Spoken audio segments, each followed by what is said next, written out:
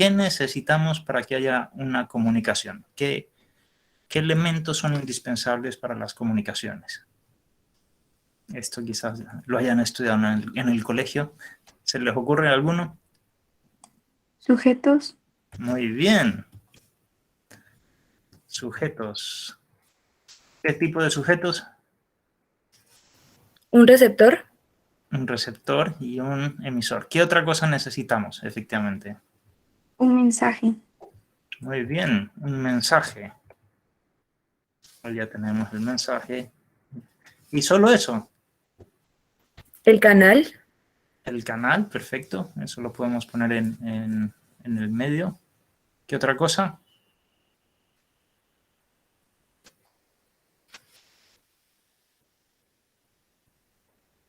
No se les ocurre otra cosa. El medio mismo, ¿no? Muchos dicen solo el medio, ¿no? Necesitamos no solo el mensaje, sino un medio.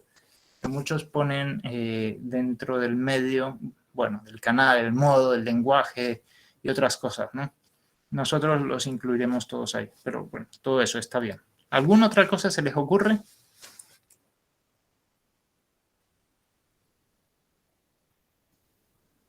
Ya se comienza a poner complicado. Un ambiente. Fíjense cómo esta comunicación no es lo mismo en un lugar público, como en una estación del metro, o en un lugar privado, digo, la comunicación es distinta, como en la playa. Efectivamente. El ambiente, el contexto comunicativo es importante. ¿Alguna otra cosa más se les ocurre? El feedback, la acción misma de comunicar. Pueden estar las personas, el medio y el mensaje. Pero si él no abre la boca y dice algo y el otro no pone el celular en la oreja, digo, es una acción de comunicar y de recibir. Y finalmente, el fin. ¿Para qué yo estoy llamando a esa persona? Para pedir ayuda. 911. Oh, ayúdenme, estoy aquí. A ver, no sé dónde. Ok. Esos son los elementos del mensaje. Vamos a comenzar a ver uno por uno y los principios que gobiernan a cada uno de los elementos. Ese es más o menos todo el Tratado del Derecho a la Información, ¿no? Ver los sujetos, los elementos de la comunicación, ver el fin de la comunicación, ver el medio, transmite el mensaje, ver el contexto comunicativo, ver el mensaje en sí mismo y la acción de informar. Si estudiamos eso, más o menos así, así está dividido el código, efectivamente, y así están muchos tratadistas dividiendo el derecho de la información. Comencemos pues con el fin de la comunicación. El fin, ahí ven la flecha. Entonces, aquí la pregunta es, ¿cuál es el fin de la información? ¿Para qué informamos? ¿Para qué nos comunicamos? ¿Qué piensan?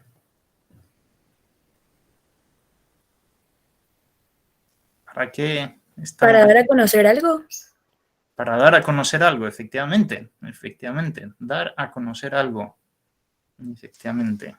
De tal manera, no es solo para hablar, porque si yo sé que otra persona me está mintiendo, ya pierde el sentido de la comunicación, ¿se dan cuenta? Ahí yo suelo poner aquí esta película, ¿la conocen? Matrix, donde en un momento dado le presentan a Neo dos píldoras, ¿no? La de la verdad o la de la mentira. Efectivamente, la verdad. Lo que la gente busca al comunicarse es la verdad, no la mentira. La verdad que puede ser dura, pero efectivamente, si nos dicen, bueno, mira, yo te cuento esto, pero ¿qué prefieres? ¿Que te diga la verdad o no? Nadie dice, no, dime la mentira, por favor. No, dime la verdad, ¿no? Dime la verdad, ¿no? Aunque sea dura. Pues efectivamente, nos comunicamos para decir la verdad.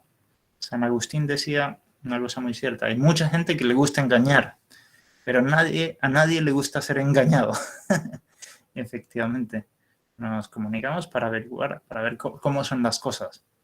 Hay muchas personas que no creen la verdad, pero digo, te dejan de tomar en cuenta si sabes que si saben que les estás mintiendo. Efectivamente, con lo cual en alguna verdad creen. Hay muchos relativistas, pero en derecho de la publicidad no hay relativistas. En derecho de la publicidad, si uno ofrece dar una computadora de 3.5 MHz de velocidad y doy una de 3.4 MHz, nadie dice, no, es que la verdad es relativa. No hay relatividad en el derecho de la publicidad. Ahí o das lo que dices y cumples con tu palabra, dices la verdad o no, o pagas, o hay multas muy serias, ¿no? Muy bien. Entonces, la verdad efectivamente es un fin de la comunicación. ¿Es el único fin de la comunicación o no? ¿Puede haber otro?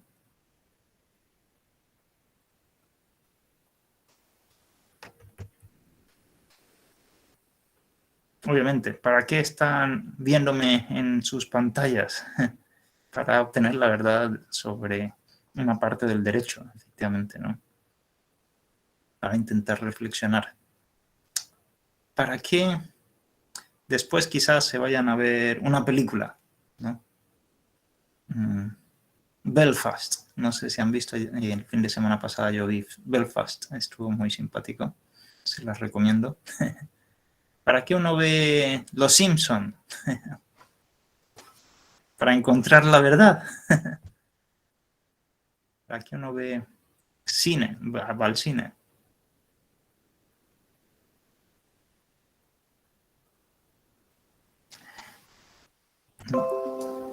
Para entretenerse, ¿no? Para entretenerse, efectivamente. Efectivamente. Y uno no busca las películas que sean horribles, las que le gusten, las que tengan algo de belleza, efectivamente.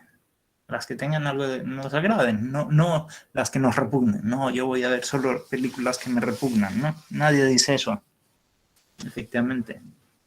Lo que el mundo busca es algo para descansar, para entretenerse, también para, en el fondo, digo, algo que le agrade, que sea bello. Y aquí viene el tema, ¿no? ¿Qué es la belleza? En el tema de la verdad decíamos que hay muchos relativistas. En tema de la belleza, muchos más, ¿no? En el tema de la verdad también hay gente que no cree en la verdad.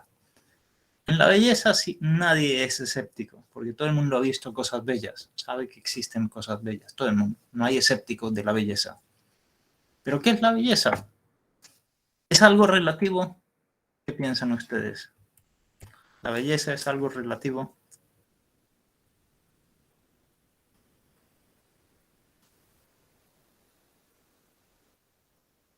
Voltaire decía que el ideal de belleza de un sapo es una rana, con lo cual debería de ser todo relativo.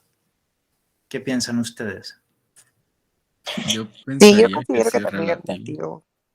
Todo es relativo. Randy también piensa lo mismo. Ximena también piensa lo mismo. Todos son relativistas de la belleza. Bien. Vamos a ver esto, ¿no? Supongo que han visto muchas películas ustedes, ¿no? No sé cuántas identifican de las que tienen en la pantalla. Cómo escribir una buena película se ha estudiado muchísimo, muchísimo, muchísimo. ¿Cuál es la película favorita de ustedes? No me lo digan, solo piénsenla, solo piénsenla. Y veamos si sigue las reglas del drama de Aristóteles. Quienes escriben películas suelen estudiar muchas reglas de cómo hacer una buena película. Y entre las reglas que estudian Aristóteles, que antes de Cristo, 4 siglos antes de Cristo, escribió cómo escribir un buen drama, ¿no? Y una buena película tiene que cumplir las leyes de Aristóteles. ¿Saben cuál es la primera regla para que haya un buen drama? Entonces, es la transformación del personaje. Un buen drama, el carácter principal, una buena película, el carácter principal tiene una profunda transformación y al final es otra persona, o muy distinta. Un mal drama, pues es la misma persona, digo, es prácticamente una comedia eso, ¿no? Entonces, ¿se cumplió o no se cumplió esta regla en la película que ustedes tenían en su mente, en la película favorita? Por ejemplo, una de mis favoritas es Spider-Man, ¿no?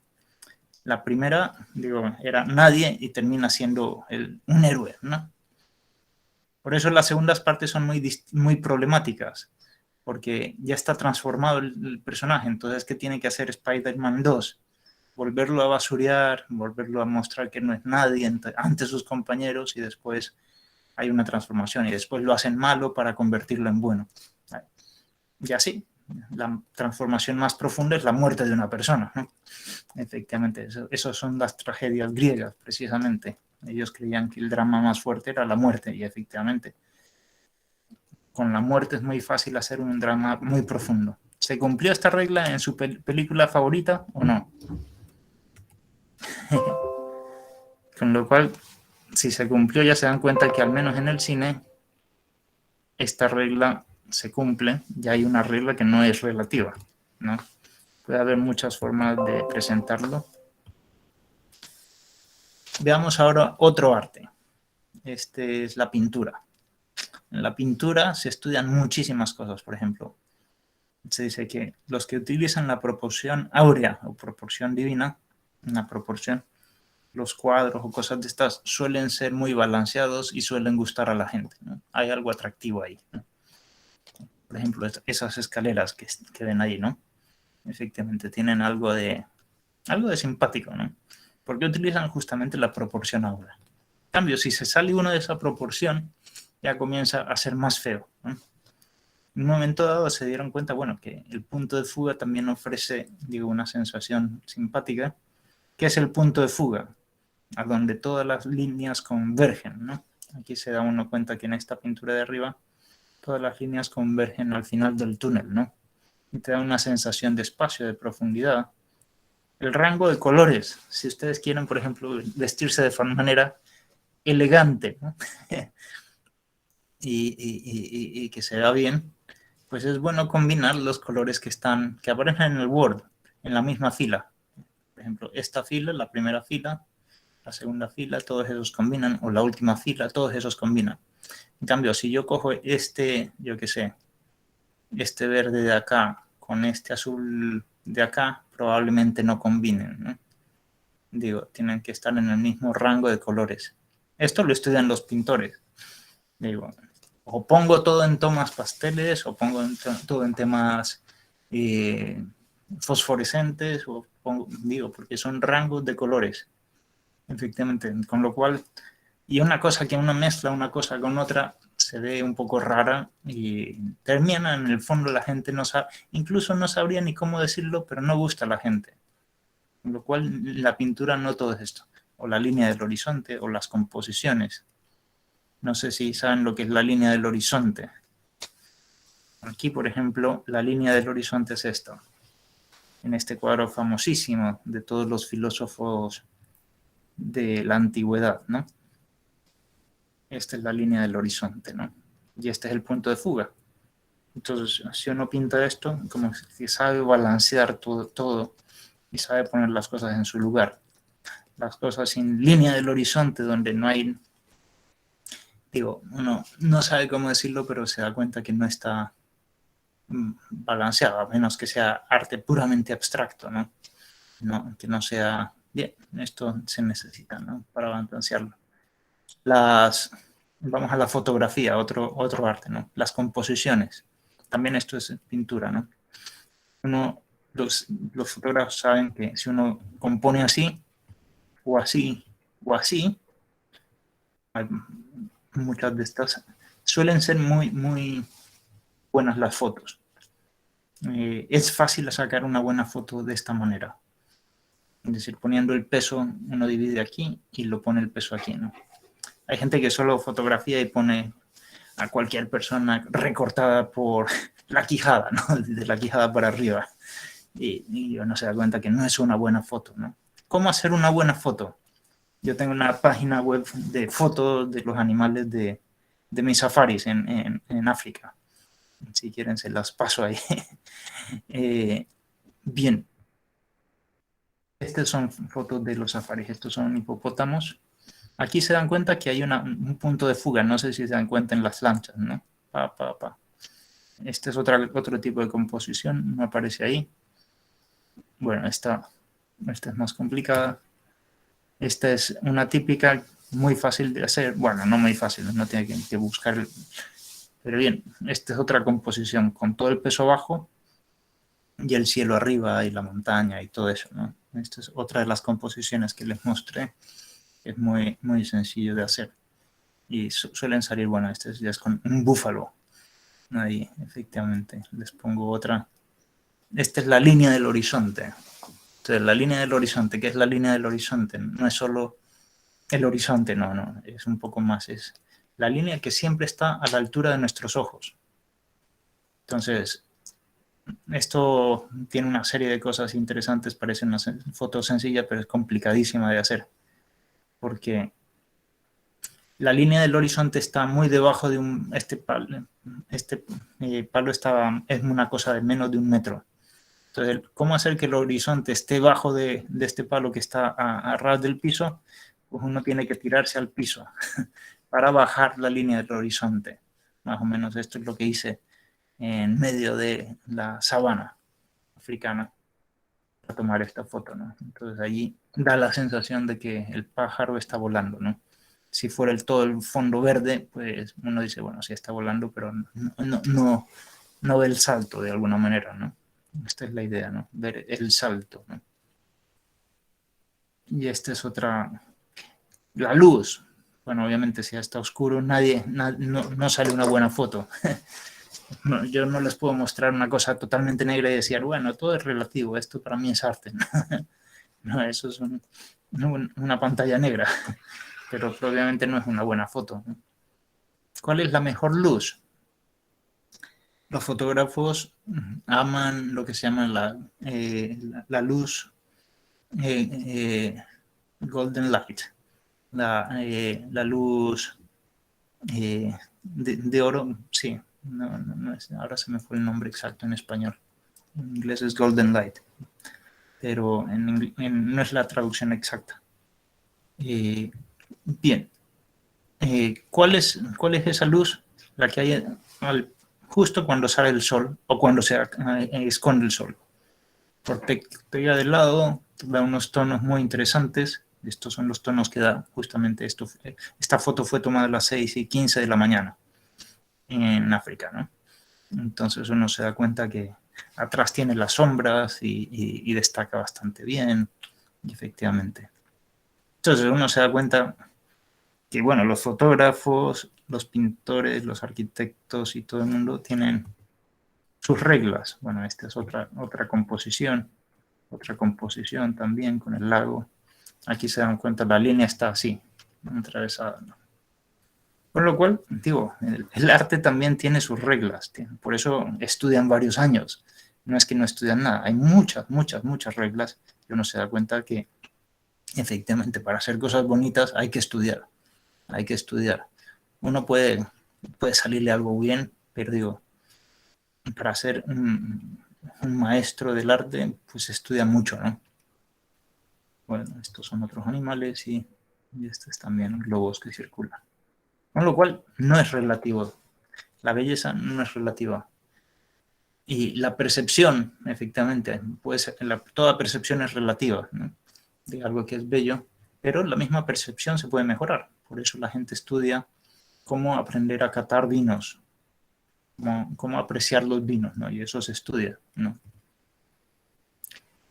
Lo que en general se dice es que la belleza es muy difícil de definir, es lo que agrada un poco a todos los sentidos y a la inteligencia especialmente, a la voluntad, a la vista, al oído, pero especialmente a la inteligencia. los animales no saben de bellas artes. El ser humano sí, porque tiene inteligencia, tiene un gusto especial, ¿no? Un gusto especial por la cosa en sí misma, aunque no le sirva para nada. En cambio, un animal, si no le sirve para algo, ya, si no le da algún tipo de placer físico, no lo deja ahí, ¿no? En cambio, el ser humano se da cuenta que hay algo detrás, ¿no? De una historia de miedo, bien, efectivamente, ¿no? La habilidad es difícil de definir, pero hay algunas características que todo el mundo encuentra en las cosas bellas, y esto sí, eso es más común. Primero, que hay un tipo de armonía, hay algún tipo de armonía, ¿no? Incluso en el arte más abstracto, ¿no? Y claridad. Ya veremos. Armonía. ¿Cómo se pintan a los monstruos? ¿Qué diferencia hay entre una mujer bella y una mujer fea? A veces es solo 1 centímetro de diferencia, ¿no? 1 centímetro más de nariz, 1 centímetro más de ceja o menos, ¿no? 1 centímetro más de orejas, ¿no? Cuando son solo 1 centímetro, es falta de armonía, ¿no? La claridad es otra característica de la belleza, ¿no? Claro. Si es absolutamente oscuro, no se puede ver y no es efectivamente algo bello, ¿no? Muchas veces también se puede aplicar a las cosas de la inteligencia, cosas que son incomprensibles, no son bellas, ¿no? Digo, les falta ese atractivo. En cambio, las cosas que se comprenden ya son mucho más bellas. Ahí podríamos poner el ejemplo del monumento a la quema de los libros de Hitler. En Berlín hay el monumento a la quema de los libros. Cuando Hitler comenzó con el nazismo, decía, bueno, vamos a fundar una nueva cultura y todos los libros pasados vamos a quemarlos. Y quemó toda la biblioteca más importante de Berlín ahí. Y entonces, porque él era el elegido para una nueva cultura. En fin. Y entonces el monumento, cuando yo fui ahí, iba a la plaza de esta y decía, bueno, aquí está el monumento. Y uno decía, en la plaza está vacía, no hay nada. ¿Dónde está el monumento? No, mira, en el piso, que hay unos vidrios, unas especies de tragaluces. Sí, pero eso es como para un cuarto de abajo. No, pero acércate. Entonces uno se acerca y no ve nada. Está como esmerilado todo el vidrio, como que no se ve bien lo que hay abajo. Pero uno le insiste, no, mira bien, y entonces ven como unas repisas, como un cuarto blanco, todo blanco, lleno de repisas blancas y todas las repisas vacías. Y entonces hay luz en ese cuarto, entonces la idea después te la explican, ¿no? Esto simboliza para el autor, obviamente, ¿no? Que allí hubieron libros, esa era la biblioteca, y Hitler los quemó, ya no hay libros. Pero la luz sale por la plaza, entonces sale como las ideas. Hitler no puede quemar las ideas, ¿no? Y ese era claro, la explicación es bella, la explicación, pero el mismo monumento carece. A veces la belleza de las cosas está justamente en lo que se entiende, ¿no? Ahí viene. Por eso uno puede encontrar más belleza en ciertas cosas que otros, porque tiene más ideas y entiende más la historia de eso, efectivamente. La integridad, efectivamente. ¿Cómo se pintan a los monstruos? Bueno, sin un brazo, piensen en los zombies de las películas. Sin un ojo, solo con un ojo en medio de la cabeza. Con falta de integridad, ¿no? En el fondo. Y finalmente, esos son los 3 clásicos. Leonardo Polo añade uno, congrega. Los grandes artistas congregan mucha gente en los conciertos. Los grandes libros clásicos, pues, dan mucho que comentar a la gente, ¿no? Congrega, todo el mundo está alrededor de las cosas bellas. Uno visita, por ejemplo, el Museo del Louvre en París, y no todas las pinturas tienen la misma cantidad de gente. Uno ve que alrededor de la Mona Lisa ahí está lleno de gente. En cambio, alrededor de otras pinturas, pues no hay tanta gente, ¿no? Efectivamente, ¿por qué? Porque lo más bello congrega. Efectivamente, y esto lo saben todos los que se dedican al arte, de cualquier arte. ¿Por qué explico todas estas clases en una clase de Derecho Natural? Porque hoy por hoy hay mucha legislación sobre el arte. Hay mucha legislación sobre el arte. Y sobre las obras de arte más importantes, ¿no? Por ejemplo, hoy se prohíben los crímenes de guerra y se trata como crimen de guerra la destrucción de monumentos artísticos y monumentos históricos, porque la cultura también debe de protegerse, ¿no? Entonces uno puede decir, no, todo es cultura. Sí, todo es cultura si la entendemos como todo lo que se hace en nuestras manos, ¿no? Desde, yo qué sé, desde el avión de papel. Entonces no se puede eso. Destruir un avión de papel no es un crimen de guerra, ¿no? Sería absurdo. Pero en cambio, destruir las estatuas principales que hay en las calles, que estaban ahí por 200 años y todo eso, es distinto, es distinto. Digo, ahí efectivamente hay una protección de la cultura y de las masterpieces. Digo. No cualquier cuadro de cualquier niño merece la protección, yo qué sé, que el cuadro de Picasso, del Guernica, ¿no? El Guernica todo el mundo lo reconoce como un masterpiece. Y por eso se protege mucho más, porque lo bello debe de permanecer, ¿no? Esta es como una frase de la filosofía, lo bello debe permanecer. Y la destrucción de lo bello es lo peor. En la Segunda Guerra Mundial hubo muchos atentados, pero también hubo atentados que destrozaron muchas cosas, ¿no? Por ejemplo, el bombardeo de Monte Cassino. Monte Cassino era como la biblioteca del mundo, donde había muchos libros incunables que no se sabía de cuándo se escribieron. Eso significa incunables, que no sabemos la fecha de origen. Y claro, y los alemanes decidieron meterse ahí porque decían aquí esto no lo van a bombardear los aliados y los aliados lo bombardearon. Entonces muchas pérdidas son grandes, ¿no? Pero la pérdida de lo más bello es lo peor, ¿no? Bien, efectivamente, ¿no? Con lo cual, la pérdida de todo el registro de la historia y de la humanidad y de las obras de la humanidad es una pena, ¿no? Y por eso se considera delito de guerra. Si, por ejemplo, en todas las ciudades a veces hay un casco histórico, ¿no? Una parte histórica, donde se queda como los recuerdos más bellos de la ciudad. Eso se protege especialmente. No sé si en donde vivan sea una casa, por ejemplo, histórica o patrimonio de la ciudad.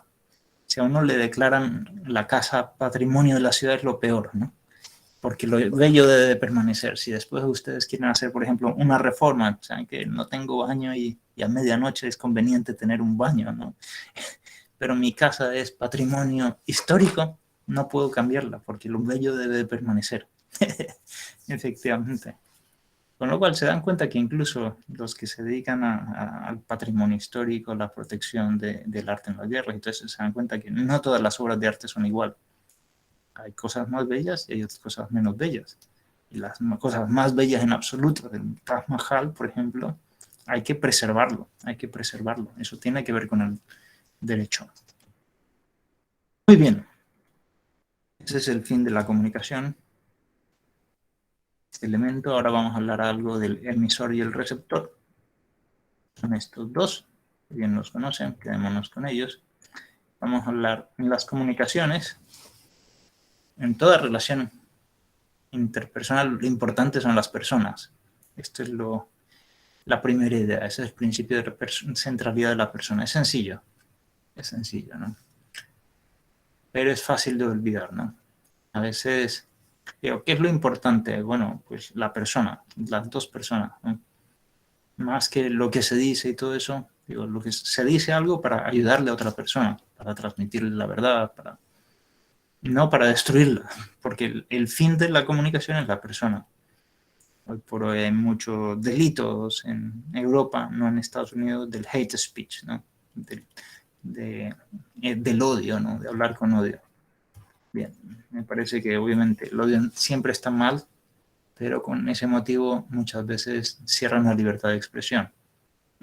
tiene que haber un balance. Y desde luego la ética debe ser más exigente que la ley. Pero bien, en fin.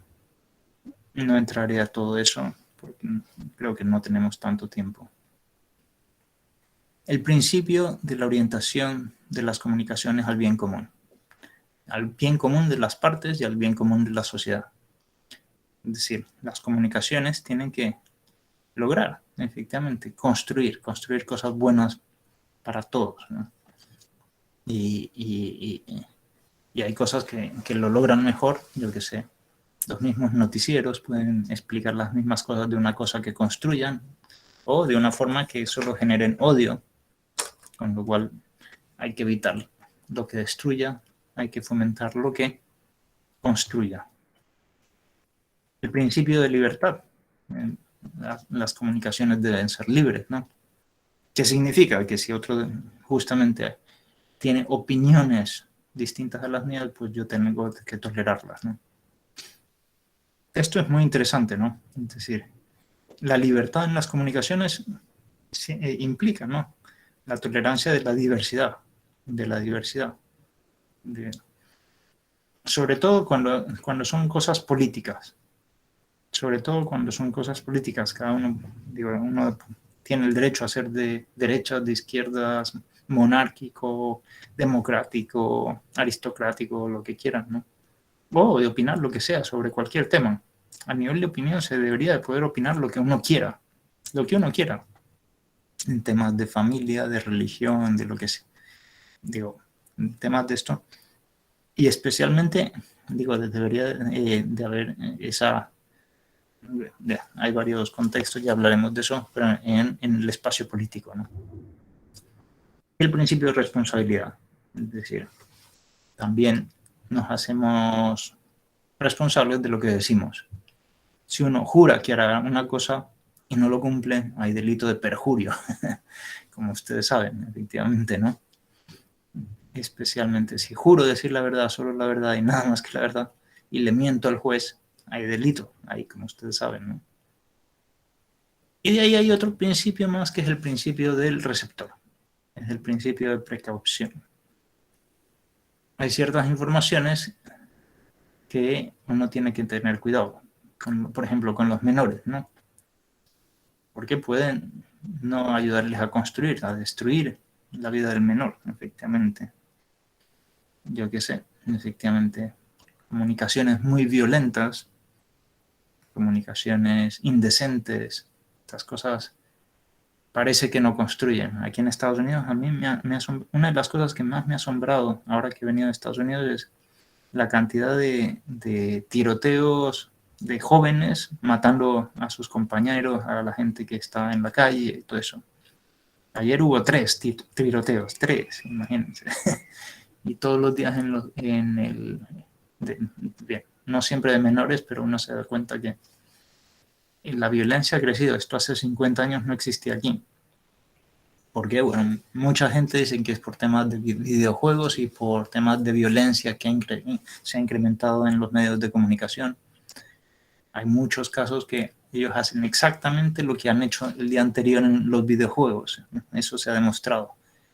Bien, es complejo. No creo que sea la única causa, pero desde luego un incremento de violencia en los medios de comunicación hace que la sociedad sea un poco más violenta.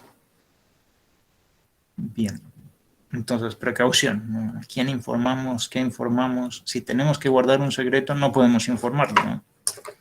Efectivamente. Bien. Ok. Este es emisor y receptor. Como siempre, si tienen alguna pregunta, me dicen. Yo que estoy un poco introduciendo el tema. El medio. El medio es el teléfono. Puede ser también la televisión. Puede ser también el walkie-talkie, la radio, internet, un email, una carta. Pueden haber muchos medios, ¿no? Como se dan cuenta. Ahora estamos fijándonos en esto. Bueno, van a leer un poco esto. Ahí hay muchas ideas que se pueden decir. En el código se dice, bueno, el Estado no tiene el derecho para acaparar el monopolio de los medios de comunicación. Esto es interesante. Hoy por hoy es mucho menos. En el pasado ellos tenían monopolio muchos estados de la televisión y de la radio. Bien, esto es un problema, ¿no? Y porque ahí que se va a informar lo que el presidente quiera, en el fondo, ¿no? También hay problemas con los monopolios de comunicación que son económicos, ¿no? ¿Quién es el que manda? Pues el que tiene el dinero ahí, ¿no? Ese es el que dice qué es lo que se piensa en el país, ¿no? O qué es lo que se discute. Entonces, hay muchas formas de lidiar con esto. Obviamente, lo que hoy por hoy es más fácil que todos los ciudadanos tengan su página web y puedan opinar y tengan voz, al menos en esta parte del mundo, ¿no? Dentro de Rusia no hay la misma libertad de expresión y de comunicación. Algunos decían, no, si es la misma libertad, ¿no? Uno puede ir en Estados Unidos al Palacio y decir, mira, Joe Biden es lo peor del mundo y decir malas palabras, ¿no? Y uno decía, bueno, y uno también puede ir al Kremlin y decir Joe Biden es lo peor y todo esto, con lo cual la misma libertad de expresión. Obviamente es un chiste, ¿no? Un mal chiste, pero efectivamente no. En muchos países, especialmente en China, si uno dice algo contra el partido o los que mandan, simplemente va a la cárcel, sino a la pena de muerte directamente, en algunos casos sin proceso, a escondidas.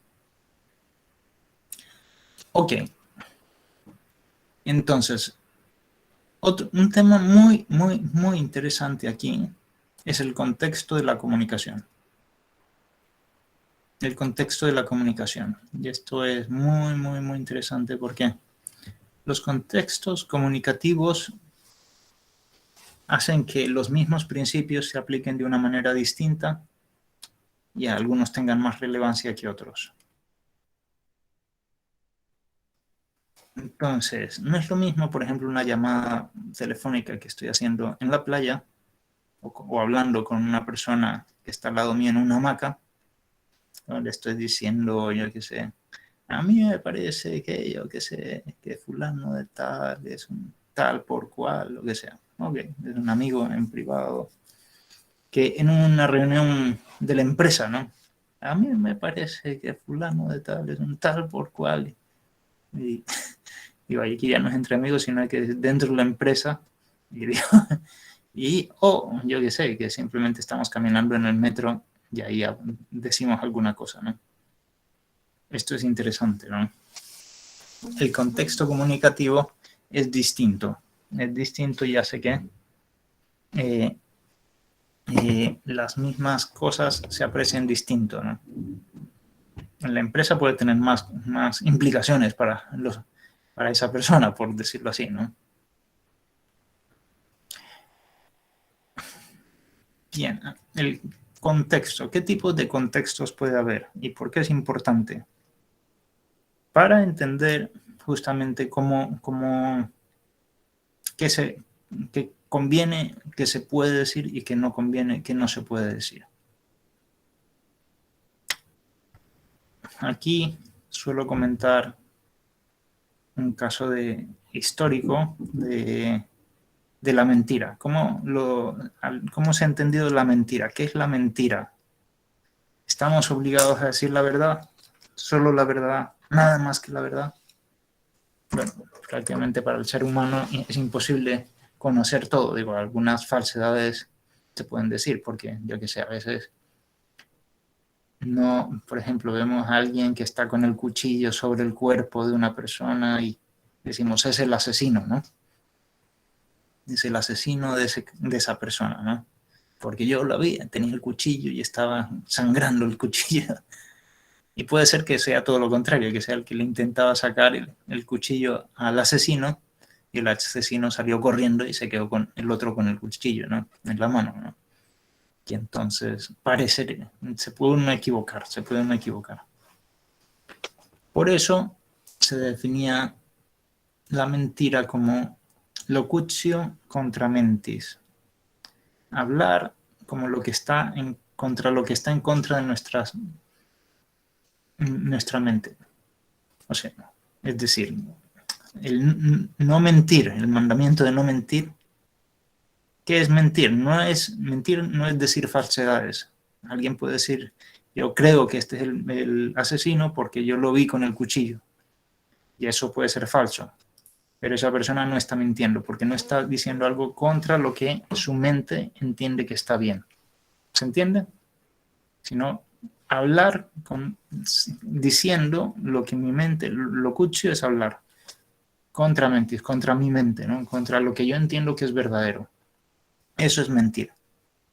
Entonces, eso ayudaba a resolver muchos casos. Esa es la definición de San Agustín. Pero había otros problemas, ¿no? Porque decía, el mandamiento era no mentir, entonces ya, yo no tengo que hablar en contra de lo que está en mi mente. ¿Y qué pasa? Digo, con algunos otros casos, ¿no? Por ejemplo, el más sencillo es, piensen ustedes que estamos en la Segunda Guerra Mundial, que ustedes tienen y están ayudando a sobrevivir a unos judíos que están en su casa. Estamos en Alemania y los están escondidos, obviamente, debajo del piso, ¿no?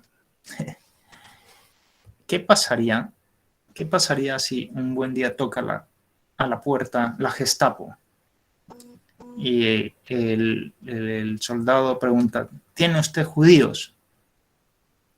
¿Ustedes qué van a responder?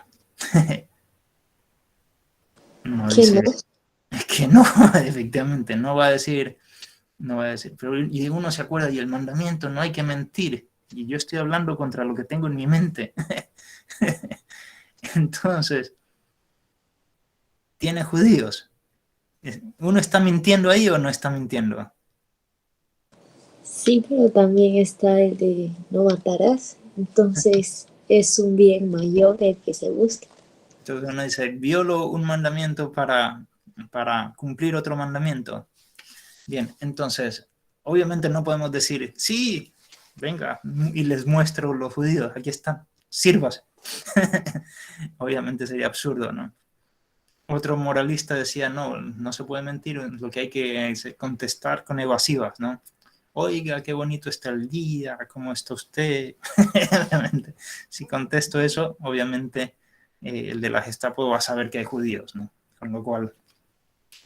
Entonces, era un problema de la moral hasta que un moralista actual introdujo un nuevo elemento en la definición de mentira. ¿Qué es mentira? Es locutio contra mentis, es hablar contra aquello que está en nuestra cabeza en los contextos comunicativos donde hay que decir la verdad.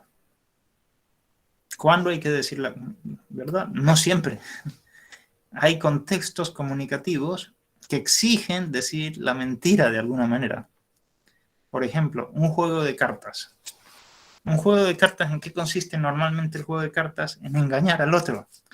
Y supongamos que si en un juego de cartas yo no puedo engañar al otro, me preguntan, ¿tienes el as? Sí, tengo que decir la verdad, mira, aquí está el as. No se podría jugar. Muchos juegos, hacer en fútbol, engañar, voy a ir por acá, es un gesto, ¿no?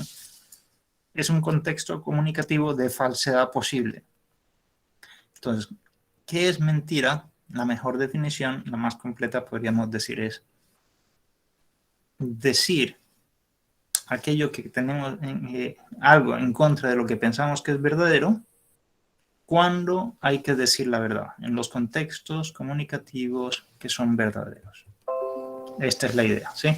Entonces, hay diferentes contextos. Hay contextos de juego, efectivamente, hay contextos de falsedad posible.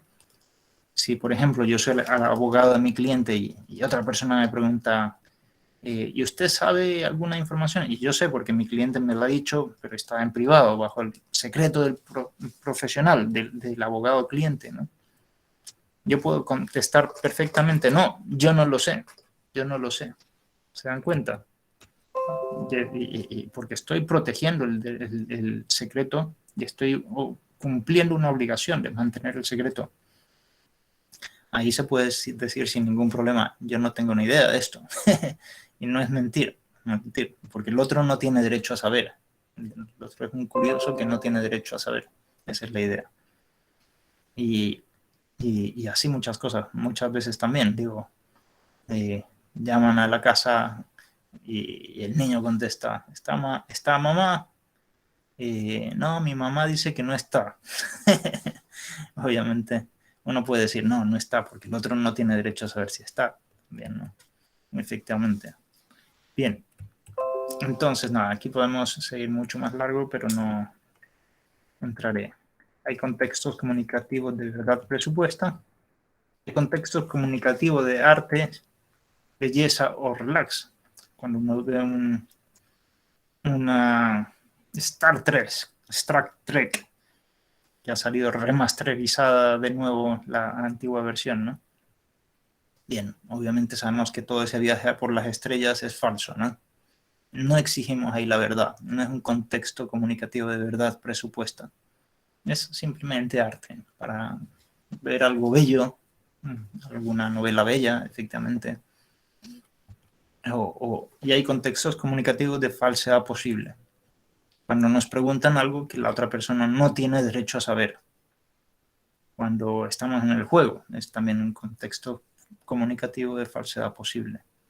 En cada uno rige un principio distinto. En el foro público y en el foro privado también se distingue esto, ¿no? En el derecho de la comunicación. En el foro privado se pueden decir ciertas cosas que en el foro público no. Y al revés, en el foro público se exigen una cantidad de cosas que en el foro privado no se exigen, ¿no? Si estamos informando, digo, yo puedo decir a un amigo, para mí este es el asesino, ¿no? Pero si yo lo publico eso en un periódico, probablemente tenga responsabilidad penal. En cambio, el otro es una simple opinión. ¿Se dan cuenta? ¿Se dan cuenta? Eso también varía de país en país. Hay más libertad aquí en Estados Unidos para opinar que en otros países. A mí me gustaría que haya más libertad, efectivamente, para opinar. Pero se va restringiendo mucho en Europa. Bien, ese es el contexto comunicativo. Pasemos ahora a hablar del mensaje. Ya verán los diferentes tipos de contexto. Son los que les he dicho, pero en el código, ¿no? Y ahí verán cuáles son los principios que priman en cada contexto. El mensaje también tiene sus principios.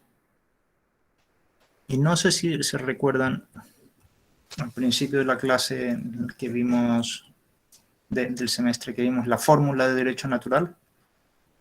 Y decíamos, por cada valor hay un principio. Y aquí ya hemos visto dos valores. El valor de la verdad y el valor de la belleza. Con lo cual podríamos decir efectivamente que hay un principio que es el principio de veracidad y hay otro principio que es el principio de belleza. Pero como cada una de estas cosas tiene cosas relacionadas, podemos desmenuzarlo, desglosarlo, el principio de la verdad, en otras subpartes. Primero, es el principio, fíjense ustedes, no es el principio de verdad, sino de veracidad. ¿Por qué? Porque nadie está obligado a ser Dios. Solo Dios conoce toda la verdad sin error. Uno está obligado solo a decir lo que entiende que es verdad. Esa es la veracidad. Y en los contextos comunicativos donde la verdad es exigida. Hay contextos donde se exige muchísimo decir la verdad. Si el juez condena a una persona que es inocente, no puede decir, no, es que la verdad es relativa. No, usted va a pagar y la sentencia se va a hacer nula porque él no era verdad que era asesino. Eso era falso. ¿Sí? Pero en cambio en otros hay más margen de opinión, en otros temas, ¿no? Yo qué sé, que es mejor política yo qué sé, construir la carretera por aquí o por allá. Bueno, son opiniones, dos cosas. No hay una verdad única ahí. Más bien hay muchas verdades posibles, ¿no? Digo, ahí todo tiene sus pros y contras, hay más espacio para la opinión, ¿sí? Por eso el principio no es de verdad, sino de veracidad. Segundo principio, el de objetividad y contextualidad. ¿Qué significa esto? Objetividad, transmitir las cosas tal cual son. Ya veremos el de contexto. ¿Podemos ser objetivos o el ser humano solo es subjetivo? Esto es una cuestión que se han planteado muchos dedicados al derecho de la información, muchos periodistas también. ¿Hay la obligación de ser objetivo o no? Y uno dice, no se da cuenta, yo digo, ¿qué noticiero es objetivo? Bueno, o sea, estos son de izquierdas, estos son de derechas, ¿no?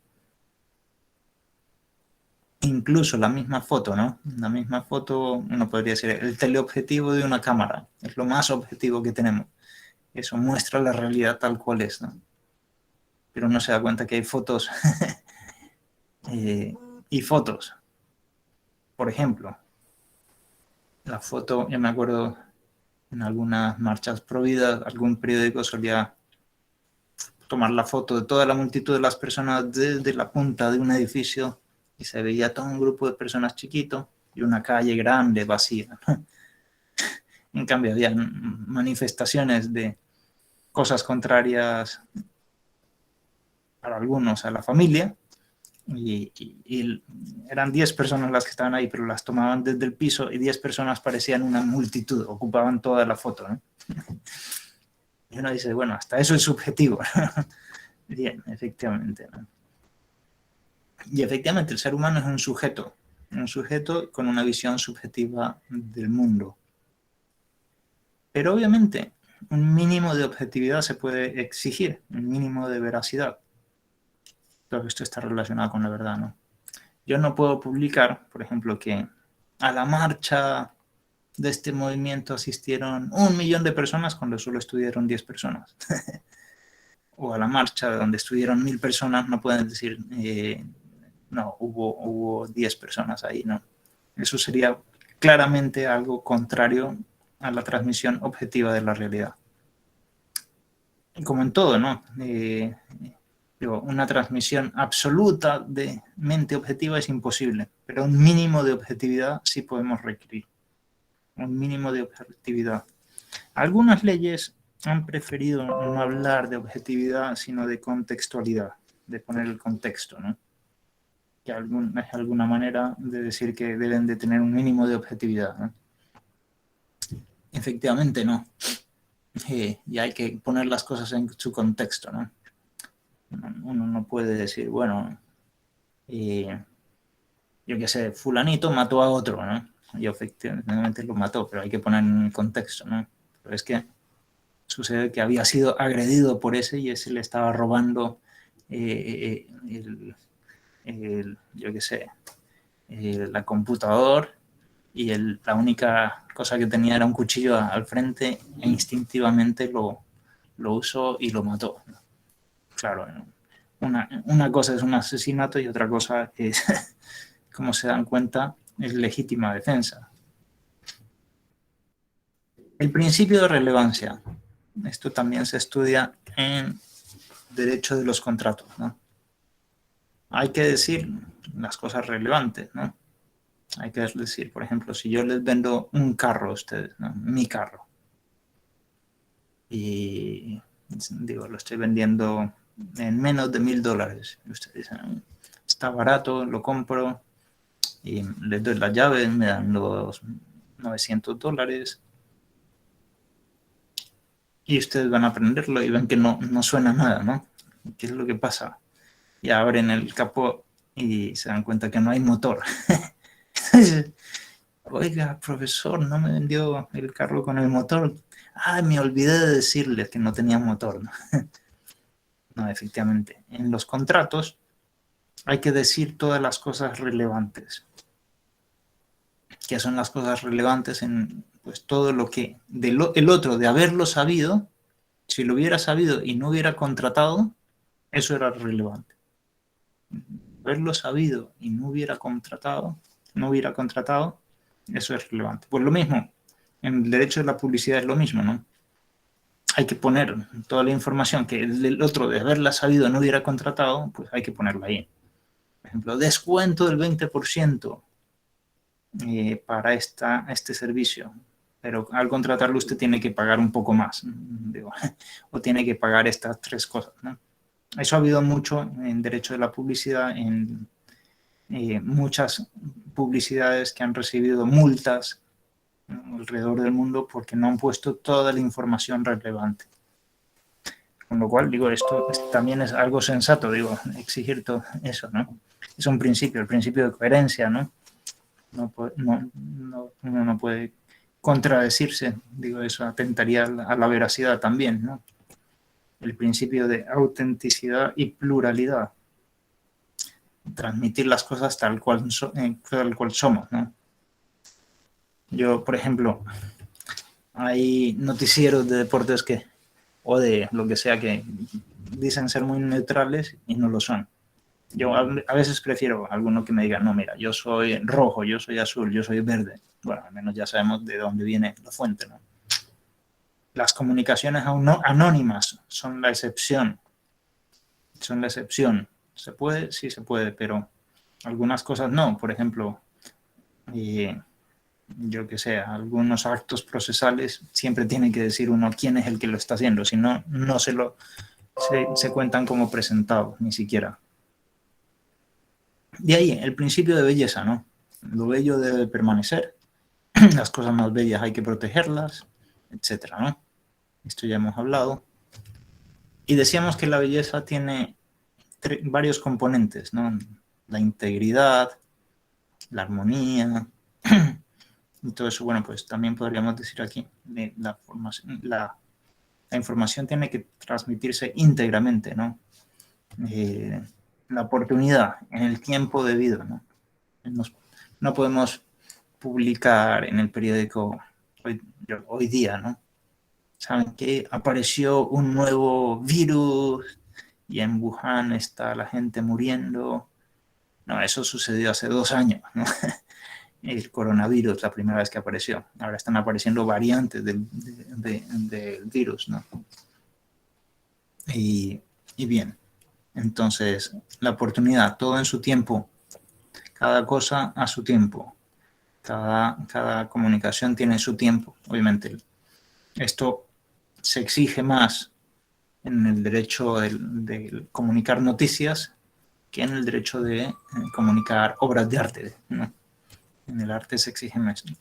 Estos son principios generales y en algunos contextos se aplican unos principios más y en otros menos y viceversa. El principio de claridad y precisión, que tiene que ver la claridad con la belleza, ¿no? Efectivamente, ¿no? Entonces aquí es muy importante. La precisión se exige mucho, por ejemplo, si nos contratan como abogados para hacer un informe sobre si estas cosas se permiten o no, debemos ser muy precisos, ¿no? Si al ingeniero le piden un informe de cómo deben de ser yo qué sé, la cantidad de metal que deben de poner en un edificio, debe ser súper preciso, porque si no pone bien eso, se va a caer el edificio y va a haber muertes y será responsable. Muy bien, la información en algunos contextos debe ser más precisa y más clara que en otros, efectivamente. Cuando estamos solo conversando en la calle, pues quizás no debe ser tan clara o tan precisa. Finalmente podremos hablar del principio de honestidad. Como es, la información debe ser honesta. Digo, honesta, ser transmitida honestamente, de forma honesta, y contener mensajes honestos, ¿no? Honestos, no que vayan a destruir, decíamos, ¿no? Sino a construir. Bien, esto tiene que ver con varios derechos, cada uno de estos principios. ¿Se acuerdan la fórmula, no? De los fines de la comunicación se derivan los valores, de los valores se derivan los principios, y de todos los principios uno saca reglas y saca al final derechos también. Es la aplicación de la fórmula de derecho natural, la que hemos hecho aquí, ya una cosa más en concreto, como se dan cuenta, ¿no? Bien.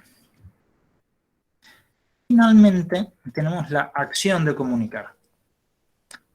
La acción de hablar y de recibir. Ahí podemos decir que hay 4 acciones en la comunicación, ¿no? Primero, la de poseer información. Simplemente yo poseo información. Después, la difusión de la información. Yo difundo a otras personas. Adquiero. Uno es el emisor y otro es el receptor. Y finalmente, la mezcla de todo esto crea el diálogo. Son las 4 acciones que se pueden hacer en la comunicación. Algunas veces, por ejemplo, pueden ser más conscientes, otras menos inconscientes. En nuestro cuerpo tenemos cantidad de información que no tenemos idea que poseemos. Toda la información genética, nuestro código genético, bien, quizás conocemos alguna cosa, pero muy poquito, pero poseemos esa información. Si adquirimos una compañía, muchas veces tenemos en posesión en nuestros closets muchos datos que no sabemos que tenemos, pero la poseemos, ¿no? Y tenemos derecho a tener el secreto de muchas cosas, ¿no? Bien, efectivamente, una cosa es poseer la información y otra cosa es difundirla y otra es adquirirla. Y lo más interesante de todo esto es que lo más importante es el diálogo. El diálogo, ¿para qué uno tiene información? En el fondo, no solo para guardársela egoístamente, sino para compartirla con las personas. Y por eso puede difundirlas y por eso puede adquirir. El diálogo como que es fin de todo el derecho de la comunicación. Esta es una idea muy de fondo. El fin de todo el derecho de la comunicación es justamente, decíamos, la persona, entrar en diálogo con la persona, podríamos decir. De cada una de estas acciones se derivan algunos contenidos más específicos. La posesión de la información, por ejemplo, la información de nuestra identidad cultural, ¿sí? Y nuestra identidad física y nuestra identidad genética. Tenemos esa información, ¿no? Efectivamente, tenemos una cultura y eso es información también. La forma es de hacer tal cosa, la forma de hacer tal cosa, ¿no? Y de hacer, yo qué sé, los platos típicos de Guatemala. ¿Cuál es el plato más típico de Guatemala, por cierto? Digo, solo para saber. A ver. El más típico, dijo. Uh-huh. Tal vez el tamal El tamal. o chuchitos rellenitos, creo que son los más famosos. El tamal, he probado muchos tamales, pero no el de Guatemala. ¿Y qué tienen dentro? Usualmente tienen un trozo de carne de cerdo o de pollo. Bueno, ya tendré que probar el tamal guatemalteco. Bueno, pues es una forma es un tipo de información. El patrimonio moral también es posesión, los signos distintivos, ¿no? Las marcas, ¿no? La Coca-Cola tiene el derecho a unas marcas determinadas porque las ha registrado a su nombre, etc. Eso es poseer una información con algún grado de exclusividad, ¿no? O los secretos también, poseemos los secretos del abogado, del banquero, del contador. Cada profesión tiene sus secretos. El médico también, o el almacenamiento de la información, efectivamente. Hoy día, pues todo el derecho de Internet, el derecho a las bases de datos, quién puede tener datos de otros, es todo un tema enorme, ¿no? Todo eso se estudia en el derecho de la comunicación y está escrito en esta parte del código, que es interesante, ¿no? Al menos tendrán qué cosas son razonables en esta parte de la materia.